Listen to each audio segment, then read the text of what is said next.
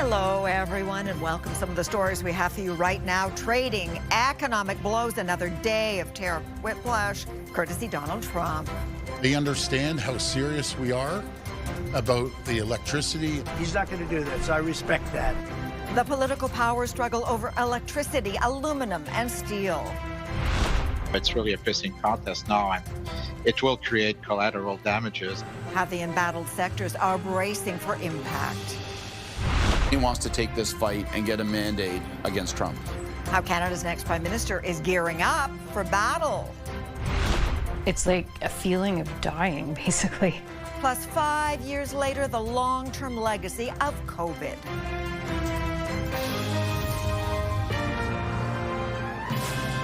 CTV National News with Sandy Ronaldo. So, Donald Trump was on the warpath today, punishing Canada with a punch and counterpunch. A riled-up U.S. president out for blood, threatening to double Canadian steel and aluminum tariffs to 50% Wednesday morning, all in retaliation for Ontario's planned electricity surcharge. Now, the financial markets, fueled by this dramatic escalation, dropped down, and then Trump added if he doesn't like how Canada responds, he'll go after automobiles next. Well, late in the day, an olive branch extended by the U.S. Commerce Secretary to Ontario Premier Doug Ford, and then this from the U.S. President before he dropped that double threat. As you know, there's a very strong man in Canada who said he was going to charge a surcharge or a tariff on electricity coming into our country. He has called and he said he's not going to do that. Okay, he's not going to do that. And it would have been a very bad thing if he did, and he's not going to do that, so I respect that. All right, CTV's Judy Trinh now on the de-escalation after escalation. All right, Judy, so we're still looking at a 25% tariff increase at 12:01 a.m., right? That's right, Sandy. So it appears that this is a global game of chicken, and Premier Doug Ford was the first to blink. After Ontario's decision to roll out an electricity surcharge against the United States, President Donald Trump publicized his next move on social media.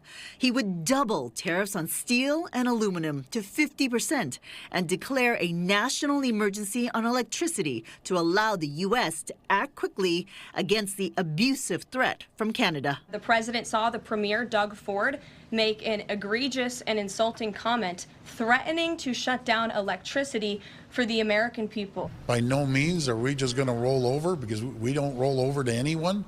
What we are going to do is have a constructive conversation. After speaking with U.S. Commerce Secretary Howard Lutnick, Premier Doug Ford decided to pause the electricity surcharge 24 hours after implementing it. Secretary Lutnick has sent out an olive branch to us to come down and immediately meet with him, meet with the whole trade administration, and discuss the future. Canada's Prime Minister designate is vowing to stand firm on $30 billion worth of counter tariffs already in place. Mark Carney said they will stay there until Americans show us respect and make reliable commitments on free and fair trade, while Conservative leader Pierre Poilievre urged Canada to also put 50% duties on American steel and aluminum. Quebec is Canada's biggest exporter of aluminum. The leader of the bloc says the escalation exposes Trump's weakness. It seems to me to be the proof of his failure. If he believed that 25% were hard enough on us to have us bend the knee, he would be satisfied with that. Finance Minister Dominic LeBlanc and Premier Doug Ford will travel to Washington on Thursday to meet with White House officials. Sandy, the tone is more conciliatory given the fact that on the horizon are April 2nd retaliatory or reciprocal tariffs that could still be put in place. What a roller coaster ride. Okay, Judy, thank you. Now, Judy touched on just how critical the aluminum and steel industries are to Canada. So here's a reminder. Now, 90% of exported steel goes to the U.S. 6 of Canada's 13 steel plants are in Ontario. And as steel is to Ontario, aluminum is to Quebec, with 60% used in the U.S. coming from Quebec. So you can bet tariffs, no matter the size, will hurt small businesses who are largely dependent on that big American market. CTV's Quebec Bureau Chief Geneviève Beauchemin is in the Trois-Rivières region. And Jen, what does that mean for those in the affected area? Especially in regions like this one here. Trois-Rivières and neighboring Bécancour sit along the shores of the St. Lawrence. They're strategically located for exports. Aluminum, there's a major smelter here that has been part of the landscape for decades, is at the heart of the economy here. Les impacts sont majeurs. Mayor Lucie Allard says the uncertainty has already hurt many businesses and that the fears of what may happen next has everyone on edge. Sorry for the expression, but it's really a pissing contest now, and it will create collateral damages. I mean, it's to a point where obviously I don't see how someone can export Canadian goods made of aluminum or aluminum to the U.S. The tariffs would hit products like aluminum, poles, doors, and wires and bolts immediately. For primary aluminum, the raw product, it could take longer to overhaul supply chains, but it all depends on what exactly the U.S. plan is. There's a lot of grumbling against Trump here, but also some against Ontario Premier Doug Ford, even though he's walked back his tariffs. Trump and Ford look like two little kids playing in the school ground. But at the end, Ford plays with Quebec jobs, with other provinces' jobs. So that's why we said that we should all be united. It's a war. Those in the business of steel and aluminum say the sticker shock, but also just the uncertainty here, could have major impacts right across North America. Sandy. Okay, Jen, thank you. Now, Donald Trump is also threatening to shut down Canada's auto sector if we don't play nice. We wanted to know how that would work in an industry that's so intertwined with the U.S. And so we asked CTV's John Vanavalley-Rao to check it out. Okay, John, what can you tell us? Sandy, I'm outside the GM plant in Oshawa, where workers have been on a real roller coaster ride with on-again, off-again tariffs. And now Trump's saying that unless Canada does what he wants tariff-wise, he'll substantially increase auto tariffs April 2nd and essentially shut down automaking in Canada permanently. Of course, workers are hoping he's again bluffing. It's clear he wants to move more automaking to the U.S., but this latest threat is much more extreme. But is it even possible? Those who follow the sector say it would require tens of billions of dollars of investment by the automakers in the U.S. and take many, many years, making companies like Ford and GM much less competitive. And in the short term, there would be plant shutdowns in Canada and the U.S. because the auto industry is so integrated.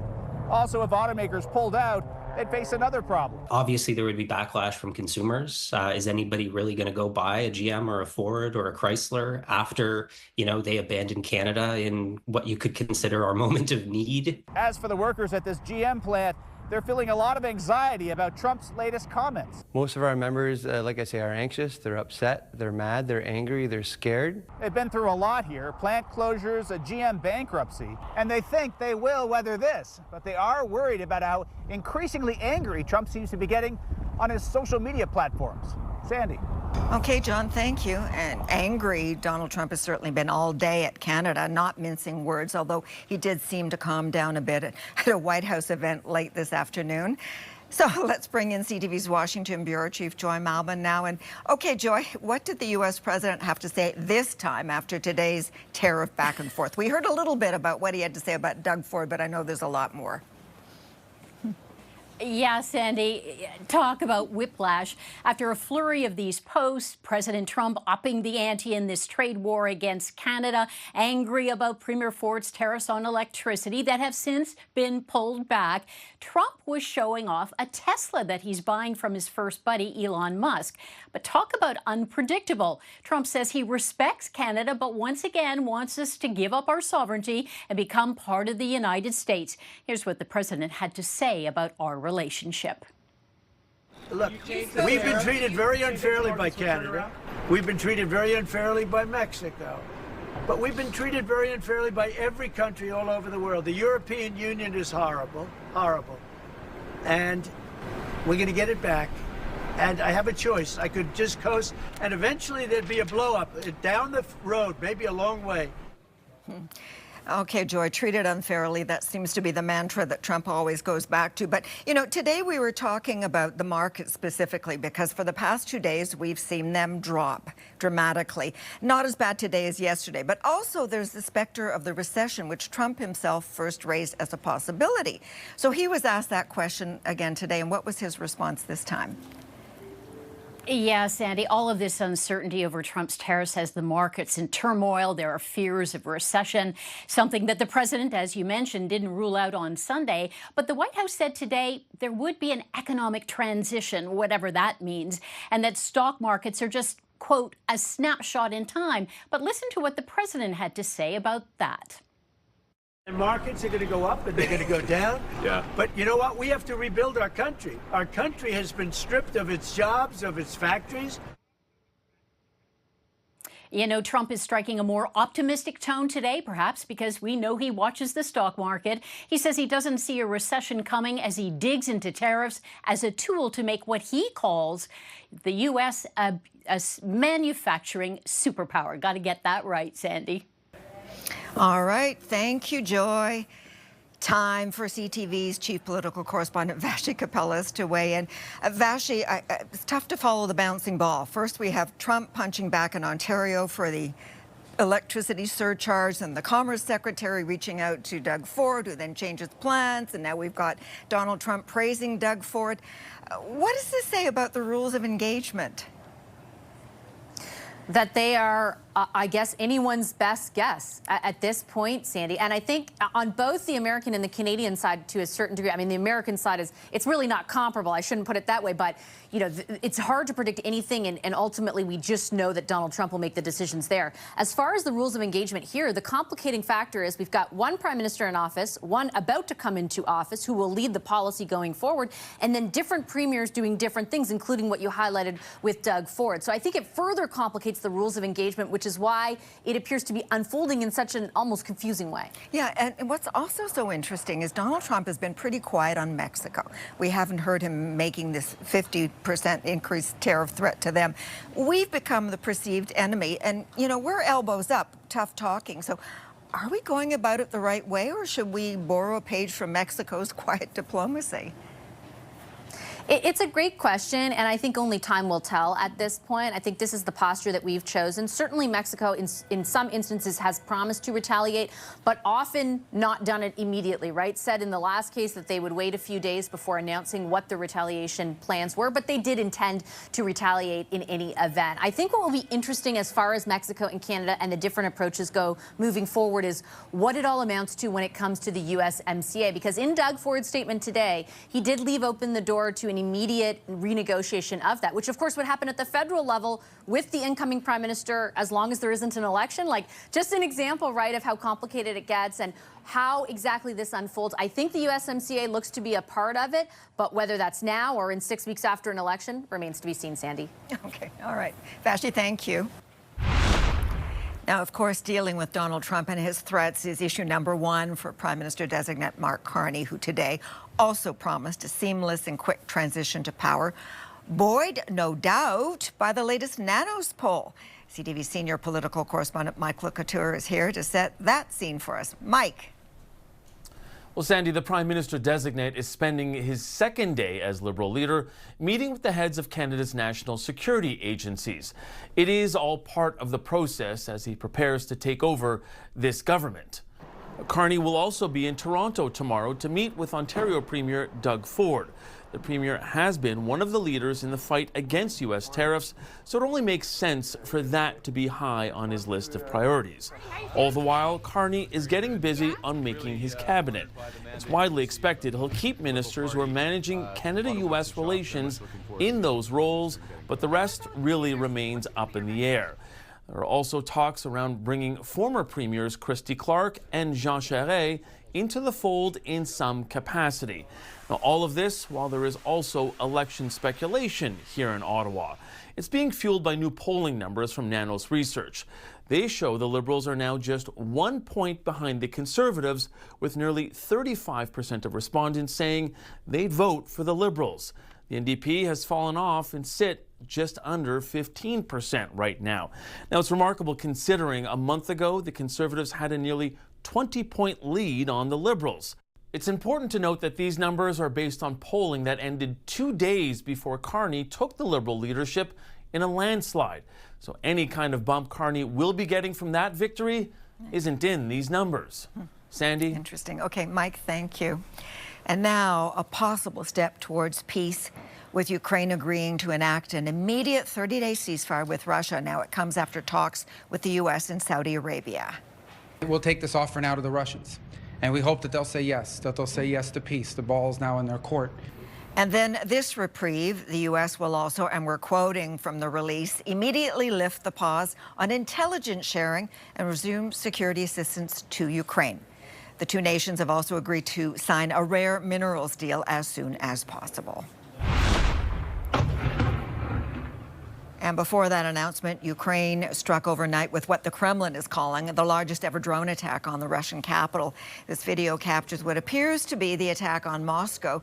At least 2 people, according to Russia's ministry, were killed and 18 injured. Coming up, we go back to the tariff talk again, reeling from tariff upon tariff. Yes, it's going to hurt, certainly.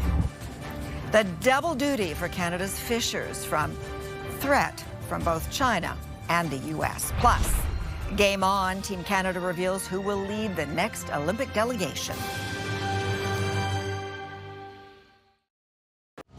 Tonight, we're on an embed with the Canadian military on an operation in the north. The Canadian Armed Forces planting the flag. Where we are the most insecure and underdefended is in our Arctic. And the push to protect a vast territory from outside threats. W5 investigates tonight on CTV National News and ctvnews.ca. The U.S. isn't the only nation hitting Canada with tariffs. China, a big buyer of seafood, has also imposed taxes on several products, among them Nova Scotia lobster. CTV's Paul Hollingsworth is dockside in the Eastern Passage. And Paul, how worried are fishers? Sandy, there are serious concerns these tariffs could bring a high level of volatility to the seafood industry. Yes, it's going to hurt, certainly. For Tom Henneberry and his son Tom Jr., lobster fishing has been the family business for decades. A 25% tariff by China slapped on many seafood products, including lobster, is a tough blow that comes at a time when the Henneberrys were already bracing for the impact of possible U.S. tariffs. No good. But everything's gone up. You know, you used to catch lobster for $5 a pound, but the cost of everything was a lot cheaper too, right? The tariffs could kill seafood sales in China, which is Canada's second largest lobster customer behind the U.S. Well, the Chinese market 10 years ago was about $10 million, and now it's $500 million. The Chinese tariffs are in response to Canada adding a 100% surtax on Chinese electric vehicles back in October. Nova Scotia's fisheries minister says the province will look for new markets to sell lobster. There's lots of opportunities in Europe for growth. There's lots of opportunities in other Asian countries that aren't China. The impact of these tariffs could fluctuate because the amount of business processors and distributors do in China varies from plant to plant. Sandy. Paul, thank you. Well, some good news now for a change. We know who will lead Team Canada that is, in the next Winter Olympics. Freestyle skiing champion Jennifer Heil. The 3-time Olympian takes on the role of chef de mission for the Milano Cortina 2026 Games. The athlete from Spruce Grove, Alberta, captured Canada's first Olympic gold in any women's freestyle skiing event in 2006. She also got a silver medal at the 2010 Vancouver Games. Still ahead, the trial into the death of a soccer icon. Why Diego Maradona's medical team stands accused of homicide.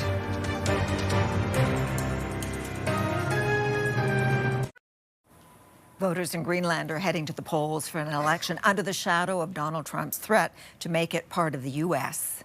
Us from Greenland, we're very close to people, and we don't want. I mean, we don't want to be a part of the USA for obvious reasons like healthcare and Trump.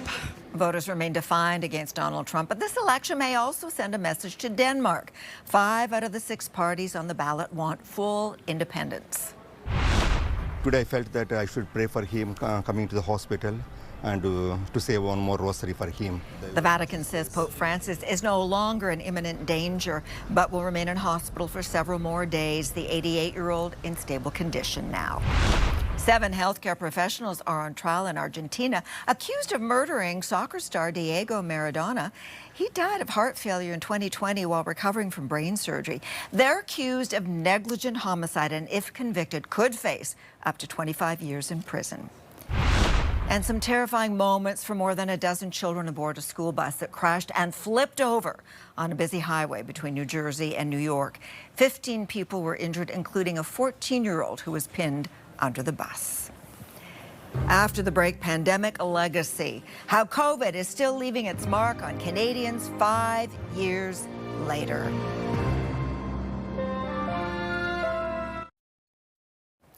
Believe it or not, it was 5 years ago today that COVID was declared a global pandemic. The acute stage, of course, is long past, but all these years later, there are those who bear the scars. CTV's Kathy Lee spoke to one woman still living with long COVID. And Kathy, what did she tell you? Sandy, the symptoms for long COVID vary widely, as does the severity of those symptoms. But some common ones include brain fog, extreme fatigue, and shortness of breath. All of those symptoms and many others have robbed Diane Sandbrand of a normal life. She had COVID in April 2022, was bedridden for a week, and has not been able to recover. It's like a feeling of dying, basically, or being poisoned. She used to have a fulfilling career and traveled the world, but since she got sick, she can't do any of those things anymore. Sandbrand needs mobility devices to walk, and it only takes a few steps before she is winded and needs to rest. There's sometimes where I just lay in bed with my sleep mask on, and I try to block out all the sound, and that's all I can do on my very worst days. There is ongoing research and clinical trials underway around the world to better understand long COVID. However, one doctor says with closures of some government-funded long COVID programs, like in Alberta, coordinated support is lacking. His wait list is now 2 years long. Patient groups and other advocates have tried to create sources of reliable information to try and put it out there where people can try and find things. But in terms of a health system approach, I don't know that any province is doing a great job. Statistics Canada estimates 1 in 9 adults, or 3.5 million, have experienced long-term symptoms from COVID-19. Sandy. All right, CTV's Kathy Lee. All right, as we deal with the daily chaos and uncertainty swirling around us because of Donald Trump's tariffs, just know that CTV National News will be here for you day in and day out. We are in this together, as we continue to say. I'm Sandy Ronaldo. Remember, elbows up, stay strong. I'll see you tomorrow. Bye for now.